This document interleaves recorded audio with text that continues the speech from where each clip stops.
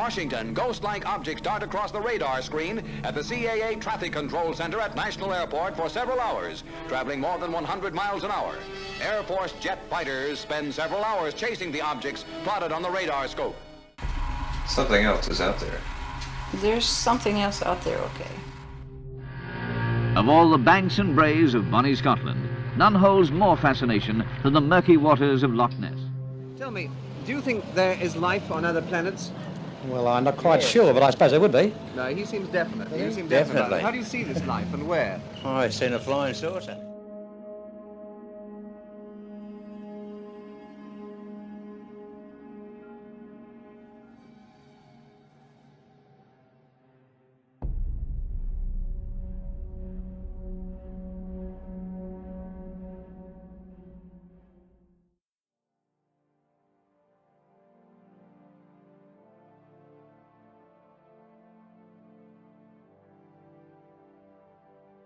In 2011, I was working at the Lewis McChord military base located south of Tacoma, Washington.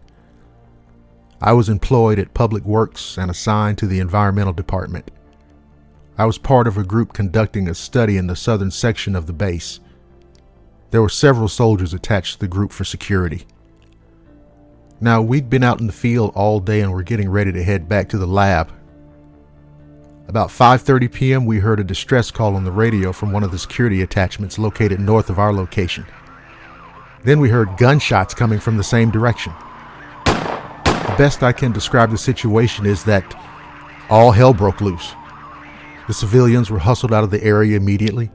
When we arrived at the lab, we were told by command that our department would be non-active until further notice.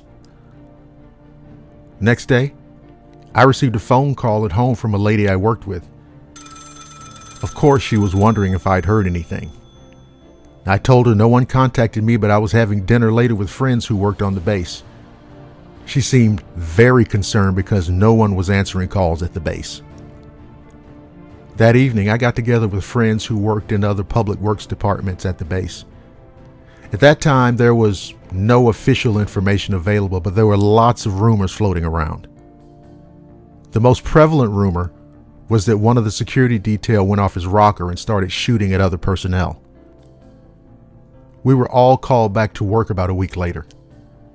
We each were given a written statement that, despite the rumors, the incident was a false alarm and that no one had discharged their firearm.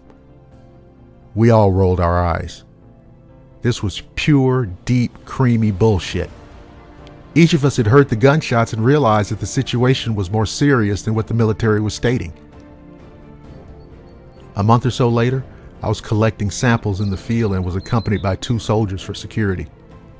We were back in the general area of the mysterious incident. One of the soldiers mentioned that all of the security people who were on duty that particular day were no longer with the division, which I thought was very odd. I asked if he'd heard anything about the incident.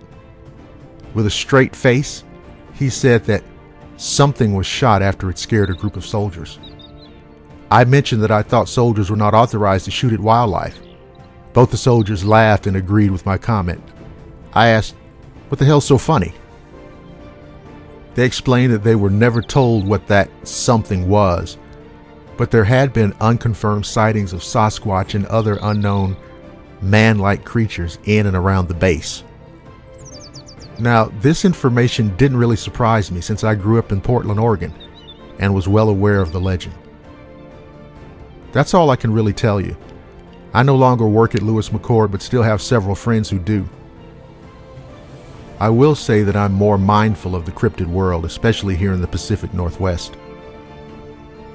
I believe that the government and military are very familiar with these creatures. The sudden security boost during the incident and then the fact that the biological and medical departments on the base were put on hiatus leads me to believe that the military was in possession of one of these creatures. I have no confirmation of this, but my gut feeling indicates that that's exactly what happened.